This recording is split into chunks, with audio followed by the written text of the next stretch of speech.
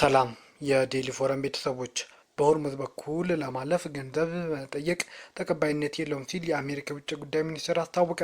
የአሜሪካ የውጭ ጉዳይ ሚኒስትር ማርክ ሩቢዮም ኢራን በሆርሙዝ ወሽመጥ ላይ በሚተላለፉ መርከቦች ላይ የክፍያ ስርዓት ለመዘርጋት የምታደርገውን ጥረት ተቀባይነት የለውም ሲሉም አጣጥረዋል። በማያሚ አውሮፕላን ማረፊያ ለጋዜጠኞች ባደረጉት ንግግር በሆርሙዝ ወሽመጥ ለማለፍ ክፍያ መጠየቅ ተቀባይነት እንደሌለው እኛ ብቻ ሳንሆን ዓለም ይስማማበታል ሲሉም ገልጠዋል። ኢራን በሆርሙዝ ወሽመጥ ላይ ያላትን ይዞታና ቁጥጥር በማስፋት በሆርሙዝ ለሚያልፉ መርከቦች የክፍያ ስርዓት እንደምትዘረጋም እያስጠነቀቀች ነው። ይህንን ተከትሎም ማርኮ ሩቢዮ በጉዳዩ ላይ የተባበሩት መንግስታት የጸጥታው ምክር ቤት የውሳኔ ሀሳብ ማርቀቁን ገልጸዋል። በባህሬን የቀረበው የውሳኔ ሀሳብ ከ100 በላይ አገራት ደግፈዋል። የውጭ ጉዳይ ሚኒስትሩም በጸጥታው ምክር ቤት ታሪክ ብዙ ደጋፊ ያገኘ ውሳኔ ሀሳብ ነው ብለዋል። ጉዳዩ ቻይና ሳሉ እንዳነሱት ጠቅሰው የትኛውም ሀገር ክፍያን አልደግፍም ብለዋል። ይህም አካሄድ ዲፕሎማሲያዊ ንግግርን እንደሚያሰናክልም የውጭ ጉዳይ ሚኒስትሩ ተናግረዋል። እንደዚህ ካደረጉ ለዓለም ስጋት ነው፣ ፍጹም ህገ ወጥነት ነው ሲሉም ገልጠውታል። ኢራን በበኩሏ በሆርሙዝ ወሽመጥ ላይ ያላትን ቁጥጥር የሚያሰፋ ካርታም ይፋ አድርጋለች።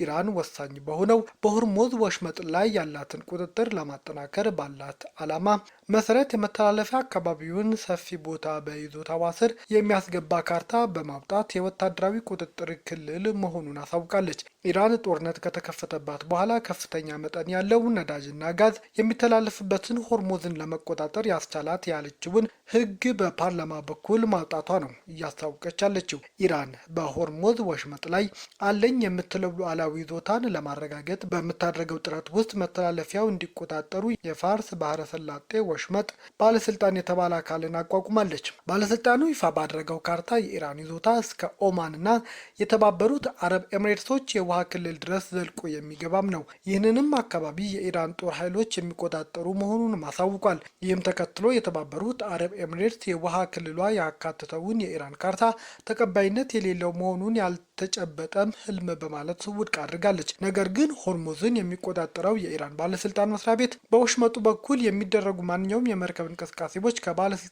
ጋር በመነጋገር ብቻ ፈቃድ ማግኘት ሊኖር ይገባል ሲልም አስጠንቅቋል። አሜሪካና በባህረ ሰላጤው የሚገኙ አጋሮቿ ግን ኢራን በሆርሙዝ ላይ ያላትን ቁጥጥር ለማረጋገጥ የምታደርገውን ሙከራ ውድቅ እያደረጉ ነው።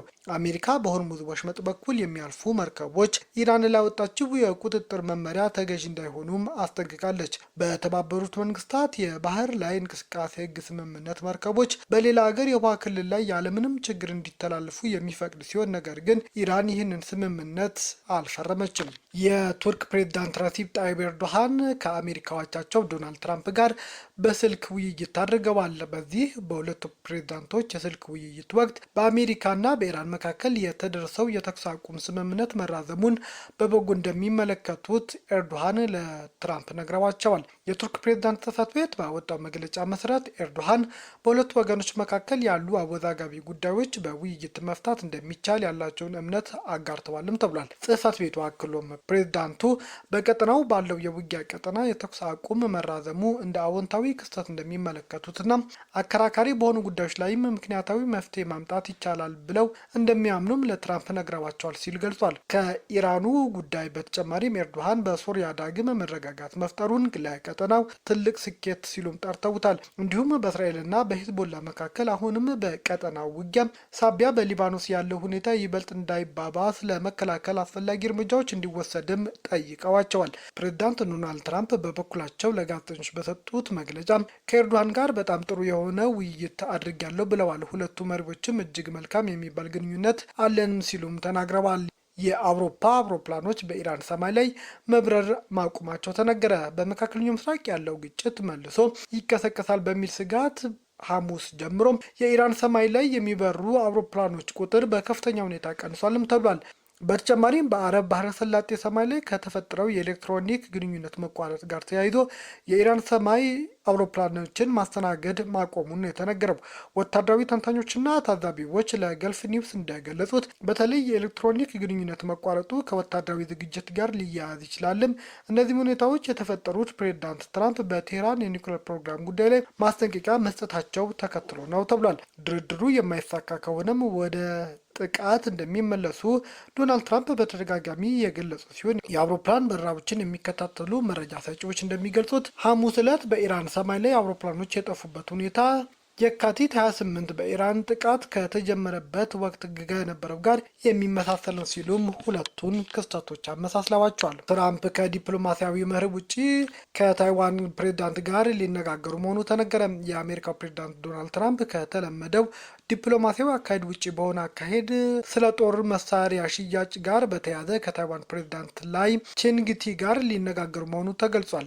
ዋሽንግተን ለቻይና መንግስት እውቅና በመስጠት ከታይዋን ጋር ያላትን ይፋዊ ግንኙነት ካቋረጠች የአውሮፓው 1979 ወዲህ የአሜሪካና የታይዋን መሪዎች በቀጥታ ተነጋግረው አያውቁም። ቻይና ታይዋንን የግዛቷ አካል አድርጋ የምታይ ሲሆን ከአንድነትን ለማምጣት ልትከተል ከምትችላቸው አማራጮች መካከል አንዱም በኃይል መቀጠልም ነው። እንደ አውሮፓውያን አቆጣጠር በ2024 ወደ ስልጣን የመጡት የታይዋን ፕሬዝዳንት ባለፉት ዓመታት ከታዩና የደሴቱ መከላከል የማጠናከር ጠንካራ አቋም ካላቸው መሪዎች ተጠቃሹ ናቸው ተብሏል። አሜሪካ ለረጅም ዓመታት ታይዋንን የደገፈች ሲሆን በሕግ ራሷን ለመከላከል የሚያስችላትን መሳሪያ እንድታቀርብ ትገደዳለች። ነገር ግን ይህንን ስታደርግ ከቻይና ጋር ያላትን ዲፕሎማሲያዊ ግንኙነት አመዛዝራ መሆኑንም ይጠቀሳል። ትራምፕ ረቡዕ ዕለት የጦር መሳሪያ ሽያጭ ላይ ውሳኔ ከመድረሳቸው በፊት ከፕሬዝዳንት ላይ ጋር ለመነጋገር መወጠናቸው ተሰምቷል። ከሁሉም ሰዎች ጋር እነጋገራለሁ፣ በታይዋን ችግር ዙሪያ እኛ እንሰራለን ብለዋል። ፕሬዝዳንቱ ከቻይና ፕሬዝዳንት ሺ ጋር ያላቸውን ግንኙነት አስደናቂ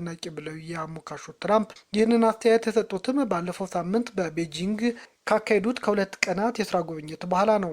በ1979 አሜሪካ የታይዋንን ግንኙነት ህግ አጽድቃለች። ይህ ህግ ለታይዋን የመከላከያ መሳሪያዎች ማቅረብ እንዳለባትም ይዘረዝራል። ህጉ እስካሁን ድረስም ለታይዋን መሳሪያ እንድትሸጥም የሚያደርግ ነው። ትራምፕ ጸረ ድሮንና አየር መቃወሚያ ሚሳኤሎች ስርዓቶችን የሚያካትተው እንዲሁም $19 ቢሊዮን የሚያወጣ የጦር መሳሪያ ጥቅል ለታይዋን ለመሸጥ እስካሁን እንዳልወሰነች ተነግሯል። እንደ ፋይናንሻል ታይምስ ዘገባ ከሆነ ቤጂንግ ትራምፕ ሽያጭ ላይ ውሳኔ እስኪያሳልፉ ድረስ የፔንታገን ከፍተኛ የፖሊሲ ሹም ኤልብሪጅ ኮልቢን ጉብኝት አዘግይተዋል። ፕሬዝዳንት ዶናልድ ትራምፕ ባለፈው ሳምንት ከፕሬዝዳንት ዢ ጋር ተገናኝተው ሲመለሱ ስለ ታይዋን የመሳሪያ ሽያጭ ተመሳሳይ ጥያቄ ሲቀርብላቸው በአጭር ጊዜ ውስጥ እወስናለሁ ሲሉም ተናግረው ነበር። ትራምፕ በቤጂንግ በነበራቸው ጉብኝት ቻይና ከአሜሪካ ጋር ያላትን ግንኙነት ከትልቅ ጉዳዮች አንዱ የታይዋን ነገር መሆኑን በግልጽ አቅርባለች። ፕሬዝዳንት ዢ ጉዳዩ በአግባብ ካልተወሰነ በሁለቱ ሀያላን ሀገሮች መካከል ግጭት ሊፈጥር እንደሚችልም ፍንጭ ሰጥተዋል። ትራምፕ ግን በደሴቱ ምክንያት በአሜሪካና በቻይና መካከል ግጭት ሊፈጠር የሚችልበት አንድም እድል የለም፣ ጠባብ ነው ሲሉም ተናግረው ነበር። እኔ ለሁለቱ ወገኖች ምንም ቃል አልገባሁም በማለትም ለጋዜጠኞች ተናግረዋል። ፕሬዝዳንት ትራምፕና ዢ በኋላ የታይዋን ፕሬዝዳንት አጋራቸው ሉዓላዊ ነጻ ዲሞክራሲያዊ ሀገር ናት በማለት በታይዋን ወሽመጥ አካባቢ ያለው ሰላም በመስዋዕት ወይም በንግድ ልውውጥ አይተካመም ብለዋል።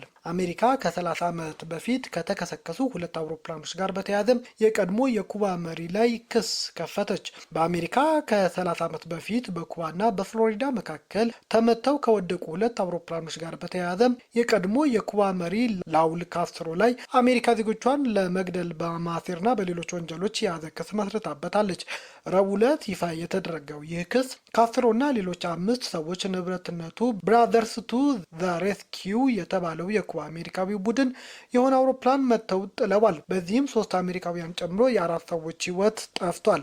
በወቅቱ የሀገሪቱ ጦር ኃይሎች መሪ የነበሩት የአሁኑ የ94 ዓመቱ አዛውንት ካስትሮ የአውሮፕላኖቹን መከስከስ ተከትሎ ዓለም አቀፍ ውግዘት አስተናግደው ነበር። የኩባ ፕሬዝዳንት ሚጌል ዲያዝ ካኔል አሜሪካ በሀገሪቱ ኮሚኒስት መንግስት ላይ የምታሳድረውን ጫና እየጨመረች ባለችበት በዚህ ወቅት የቀረበው ይህ ክስ ምንም አይነት ህጋዊ መሰረት የሌለው ፖለቲካዊ እርምጃ ሲሉም ጠርተውታል። የአሜሪካ ጊዜያዊ ጠቅላይ አቃቤ ህግ ቶድ ብላንች በሰጡት መግለጫ የቀድሞ የኩባ መሪ ላይ አውሮፕላኖቹን የማውደምና 4 የተናጠል ግድያ ክሶች እንደሚመሰረቱም ተናግረዋል። አቃቤ ህግ አሜሪካና ፕሬዝዳንት ትራምፕ ዜጎቻቸው ፈጽመው አይረሱም፣ ወደፊትም አያደርጉትም ሲሉም ነው ያሳወቁት። እነዚህ ክሶች ፍርድ ቤት ውስጥ ክርክር የሚደረግባቸው ሲሆን አንዳንዶቹም እስከ ዕድሜ ልክ እስራት ሊያስፈርድም ይችላል። እያንዳንዱ የግድያ ክስ የሞት ቅጣት ወይም የዕድሜ ልክ እስራት ነው የሚያስወስነው። አሜሪካ በአንድ ፓርቲ አገዛዝ በምትመራው ኩባ ውስጥ ከፍተኛ ፖለቲካዊና ኢኮኖሚያዊ ማሻሻያ እንዲደረግ ከፍተኛ ጫና እያደረገች ባለችበት በዚህ ወቅት የፍትህ መስሪያ ቤቱ ያቀረበው አዲስ ክስ የሀገሪቱ ኮሚኒስት መንግስት ቁልፍ ሰዎች ኢላማም ያደረገ ነው። በአሜሪካን ዩኒቨርሲቲ የላቲን አሜሪካ ፖለቲካ ባለሙያ የሆኑት ዊሊያም ሊዮግራንድ እንደሚመስለኝ ስትራቴጂክ የኩባ መንግስት በድርድር ጠረጴዛ ላይ ተስፋ እስኪቆርጥና እጅ እስከሚሰጥ ድረስ ጫናው በሂደት መጨመር ነው ሲሉም ስለ አሜሪካ እርምጃ ተናግረዋል። አሜሪካ ሀገሪቱ ላይ ማዕቀቦች የጣለች ሲሆን ከቅርብ ወራት ወዲህ ደግሞ ወደ ኩባ ነዳጅ እንዳይገባ ማግዳለች። በዚህም ምክንያት የኤሌክትሪክ ኃይል መቆራረጥና የምግብ እጥረት በኩባ ተከስቷል። የአሜሪካው የውጭ ጉዳይ ሚኒስትር ማርክ ሮቢዮ ረቡዕ ዕለት ለኩባ ህዝብ ባስተላለፉት መልእክት ፕሬዚዳንት ትራምፕ በአሜሪካና በአዲሷ ኩባ መካከል አዲስ የትብብር መንገድ እየጠረጉ ነው ሲሉም ተናግረው ነበር። የኩባ ጦር GAES የተባለ ግዙፍ ኩባንያ እንደሚመራ ለደሴቲቱ ሀገር ዜጎች የተናገሩት ሮቢዮ አገሪቱ እያጋጠማት ላለው የኃይል መቆራረጥና የምግብ እጥረት ዋነኛ ተጠያቂ ይህ አካል መሆኑንም ገልጸዋል። GAESA በኩባ ኢኮኖሚ ውስጥ ከፍተኛ ገቢ የሚያስገኝ አብዛኞቹ የንግድ ስራዎችን የሚያከናውን ሲሆን ወደቦች፣ የነዳጅ ማደያዎችና ባለ 5 ኮከብ ሆቴሎች ጭምር ያስተዳድራል። የኩባ ፕሬዝዳንት ለማርኮ ሮቢዮ መልእክት በሰጡት ምላሽ አሜሪካ የዋሸችና በኩባ ህዝብ ላይ የጅምላ ቅጣት እያደረሰች ነው ሲሉም ከሰዋል። ፕሬዝዳንት ዲያዝ ካኔል ካስትሮ ላይ የቀረበው ክስ ኩባ ላይ ለሚፈጸም ወታደራዊ ትንኮሳ ጥቅም ላይ እየዋለ ነው ሲሉም ተናግረዋል። አሜሪካ ከአውሮፕላን መከስከስ ጋር ተያይዞ እውነታዎች እየተዛባ እንደሆነም በማንሳት እየከሰሰች ነው። ቤተሰቦቻችን ዜናዎቻችን ከወደዳችሁት ላይክ አድርጎ ለሌሎች ተደራሽ እንድንሆኑም ሼር አድርጉም። አዲስ የሆናችሁ ደግሞ ሰብስክራይብ በማድረግ ቤተሰብ ይሁኑ። ሰናይ ጊዜ